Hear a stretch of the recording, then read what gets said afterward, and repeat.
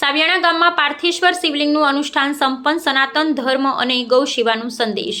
ડીસા તાલુકાના સાવિયાણામાં વાર મુજબના આકારનું શિવલિંગ બનાવી અનોખી રીતે કરાઈ પૂજા। ડીસા તાલુકાના સાવિયાણા ગામમાં રાજગોર દેવરામભાઈના ફાર્મ ઉપર શ્રાવણ માસ દરમિયાન એક અનોખા અને ભવ્ય ધાર્મિક અનુષ્ઠાનનું આયોજન કરવામાં આવ્યું હતું। શ્રાવણ સુદ એકમથી શરૂ થયેલા આ અનુષ્ઠાનમાં બ્રાહ્મણો અને તેમના પરિવારો દ્વારા સામૂહિક રીતે પાર્થેશ્વર શિવલિંગ બનાવવાની પ્રક્રિયા હાથ ધરવામાં આવી હતી, જેને શાસ્ત્રોમાં શ્રેષ્ઠ માનવામાં આવે છે। આ અનુષ્ઠાનનો મુખ્ય હેતુ સનાતન ધર્મનું જતન કરવું, લોકોના ધર્મ પ્રત્યે જાગૃતિ ફેલાવવી અને ગૌ માતાની સેવા કરવાનો હતો।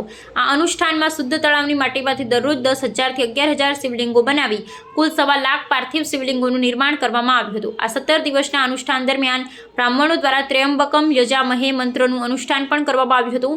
આ સાથે દરરોજ બિલીપત્રોથી શિવલિંગની પૂજા અર્ચના કરવામાં આવી હતી।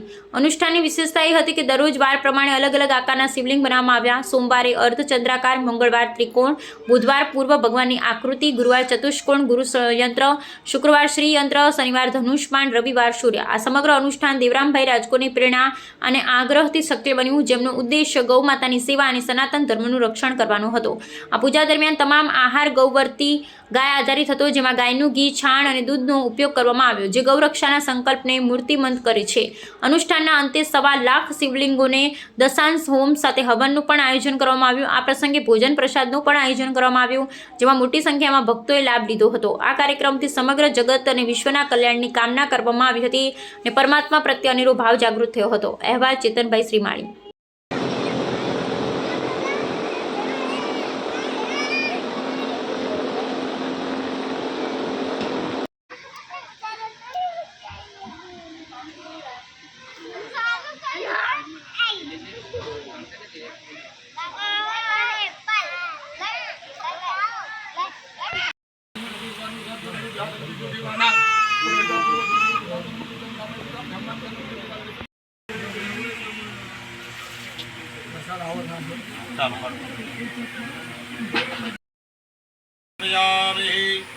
ओम महारुद्राय नमो नमः। तप्तिपरिगणं को पूर्वांगर्चनाकेन करुणा भगवान् साम्ब सदाशिव पंचभक्त परमेश्वर महारुद्र पार्वेश्वर रुद्र प्रियका नमः। चढ़ाई लो भगवान आकर दिले लो पानी शिव पार्वेश्वर हर हर भोले नमः शिवाय नमः शिवाय नमः शिवाय हर हर भोले नमः शिवाय। हर महादेव। ડીસા તાલુકાના સાવિયાણા ગામના આંગણે રાજગોર દેવરામભાઈના ફાર્મ ઉપર અમે શ્રાવણ સુદ એકમથી લઈ અને આજના દિવસ સુધી પાર્થેશ્વર શિવલિંગ બનાવી રહ્યા છીએ। શાસ્ત્રોમાં વર્ણન છે કે સૌથી શ્રેષ્ઠમાં શ્રેષ્ઠ જો કોઈ શિવલિંગ હોય તો એ છે પાર્થેશ્વર શિવલિંગ, જેને મણિલિંગ તરીકે કહેવામાં આવે છે, જેને મણિલિંગ તરીકે લોકો બોલતા હોય છે। શ્રાવણ મહિનાની એકમથી લઈ અને શુદ્ધ તળાવની માટી લાવી અને બ્રાહ્મણો તથા એમના પરિવાર સામૂહિક મળી અને પાર્થેશ્વર શિવલિંગ અમે બનાવીએ છીએ। રોજના કોઈ સંખ્યા અમે નક્કી નથી કરી, પણ રોજે અમારાથી 10,000 11,000 શિવલિંગ બનતા હતા। આજે 17મો દિવસ છે।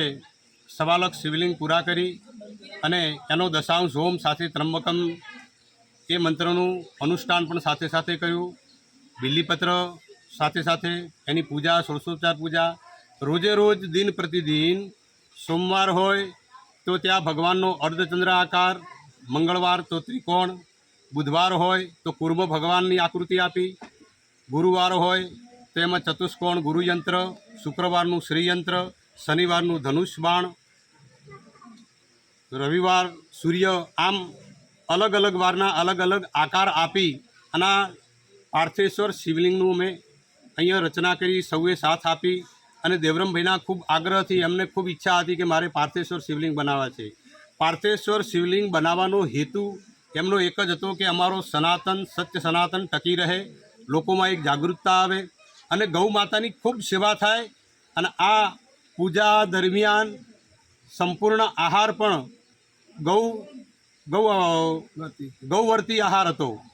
ઘી પણ ગાયનું, છાણ, ગાયનું દૂધ, ગાયનું દહીં અને ગૌને ખૂબ આગળ રાખી અને ગૌનું રક્ષણ થાય એ હેતુથી અમે આ પ્રોગ્રામ કરેલો છે અને સર્વ જગતનું, સર્વ વિશ્વનું કલ્યાણ થાય, સાથે સાથે અમારું આ ધર્મ ટકી રહે એ માટે અમે આ પ્રોગ્રામ કરેલો છે. અને એમનો આખો પરિવાર, નાના નાના બાળકો, સ્ત્રીઓ, પુરુષો, વડીલો બધાય સાથે આવી, સાથે મળી અને એક જાણે એક કુટુંબ હોય, એક સંયુક્ત પરિવાર હોય એ રીતે એકથી વધારે સંખ્યામાં 20, 25, 50 માણસોની સંખ્યામાં બેસી અને શિવલિંગ બનાવ્યા છે. અને આ શિવલિંગ બનાવવામાં મને એટલો આનંદ આવ્યો છે પરમાત્માની કૃપાથી. અત્યારે એટલા બધા રિલેક્સ છીએ કે અમને એટલો બધો આનંદ આવે છે કે અમને એમ થાય કે હવે આ શિવલિંગ અમે બનાવતા જ જઈએ. એટલી પરમાત્મા પ્રત્યે અમને એટલો બધો ભાવ જાગ્યો છે અને સ્ટેટથી અમને આ ભગવાનની પૂજામાં ખૂબ ભાવ હતો.